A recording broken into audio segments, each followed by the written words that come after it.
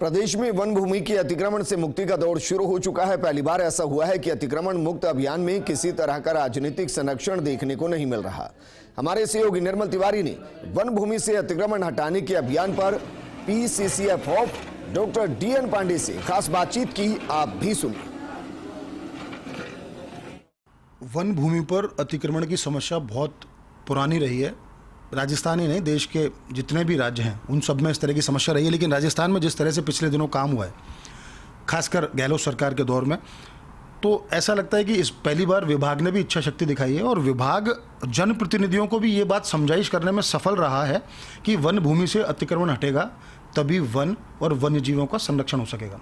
हमारे साथ इस समय पीसीसीएफ ऑफ डॉक्टर दीप नारायण पांडे साहब मौजूद हैं। पांडे साहब, कितना चुनौतीपूर्ण ये रहा होगा कि विभाग लगातार अतिक्रमण की स्थितियों से जूझता रहा और ऐसे में चूंकि इसमें सियासी दबाव बहुत होता है, लंबे समय की प्राचीन अतिक्रमण है, आप किस तरह से इस चुनौती से पार पाए कि आपने जनप्रतिनिधियों तक भी अपनी बात पहुंचाई कि हाँ कब्जे हटने चाहिए और उन लोगों को अपने समर्थन में खड़ा कर पाए आप? हमने सबसे पहले तो प्रत्येक ज़िले में जो नए अतिक्रमण हो सकते थे या जहां आशंका थी, उसमें प्रिवेंटिव पेट्रोलिंग प्रारंभ की, जो प्रत्येक ज़िले में, प्रत्येक रेंज में और प्रत्येक फॉरेस्ट गार्ड कर रहा है। तो ये एक पहला कदम था। दूसरा कदम हमारा था कि जो न्यायालय में प्रकरण चल रहे हैं उन सभी प्रकरणों में हम मजबूती से अपना पक्ष रख रहे हैं ताकि न्यायालय का निर्णय हमारे पक्ष में आए। जैसा कि आपको ध्यान है कि सुप्रीम कोर्ट तक कुछ प्रकरण गए, लेकिन 1300-1400 बीघा ज़मीन हमने छुड़ाई और हम वन विभाग के पास है, हम उसमें ग्रासलैंड डेवलप कर रहे हैं। तीसरा जो मुख्य बात थी कि कुछ ऐसे प्रकरण थे जो लंबे समय से अतिक्रमण तो था लेकिन न्यायालय में नहीं थे, या न्यायालय जो सहायक वन संरक्षक का है उसमें थे, तो हमने वहाँ भी मजबूत पैरवी की उन वन मंडलों में, प्रत्येक वन मंडल में। और फिर हमने तय किया कि वन भूमि से अतिक्रमण हटाना अनिवार्य है।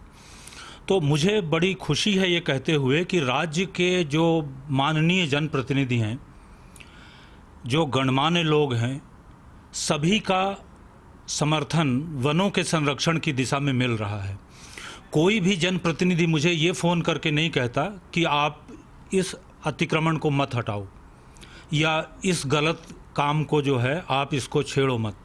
ये एक बहुत बड़ी बात है। तो मैं ये कहूँगा कि सभी इस राज्य के जो जनप्रतिनिधि हैं उन्हें वन संरक्षण की गहरी समझ है, वन संरक्षण और वन्यजीव संरक्षण के प्रति उनकी गहरी प्रतिबद्धता है और ये बहुत ही शुभ लक्षण है। एक बड़ा सवाल था सर कि जिस तरह से टोंक में और फिर नाहरगढ़, अगर बीड़ पापड़ की बात करें, बड़ा अतिक्रमण था, किस तरह से उस अतिक्रमण को हटाने में आप लोग सफल रहे और आगे भी क्या इस तरह के अतिक्रमण चिन्हित कर रखे जिन पर तेजी से और बड़ी सघन कार्रवाई हो? निश्चित रूप से एक प्रक्रिया होती है इसको हटाने की, तो उसमें हमें जिला प्रशासन का सहयोग मिलता है, जिला पुलिस का सहयोग मिलता है और हमारा अपना जो स्टाफ है, हम पूरे स्टाफ को डिवीज़न के एक साथ वहाँ इकट्ठा करते हैं। देखना पड़ता है कि कितना बड़ा है और कितनी रेजिस्टेंस की आशंका हो सकती है। हालांकि जैसा मैंने आग्रह किया कि रेजिस्टेंस नहीं है, क्योंकि जनप्रतिनिधियों का सहयोग निरंतर मिल रहा है। मुझे कोई जनप्रतिनिधि कभी ये नहीं कहता कि आप अवैध अतिक्रमण ना हटाएं, ये बहुत बड़ी बात है। तो हम एक रणनीतिक रूप से कार्यवाही करते हैं और फिर उसको वहीं ध्वस्त करते हैं। प्रदेश की वन भूमि अब वन्य जीवों की ही होगी, उनका रहवास है, उनको एक अच्छा हैबिटाट मिले, वहाँ अगर टाइगर रिजर्व्स हैं, नेशनल पार्क्स हैं, तो वहाँ एक अच्छा परिवेश तैयार हो।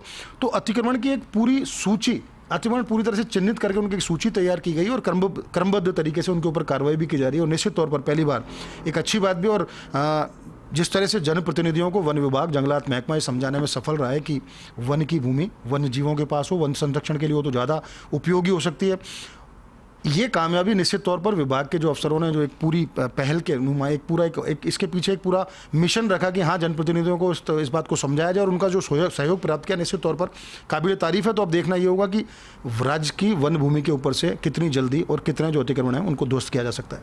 कैमरा पर्सन सुरेंद्र के साथ Nirmal Tiwari, first India news, Jaipur.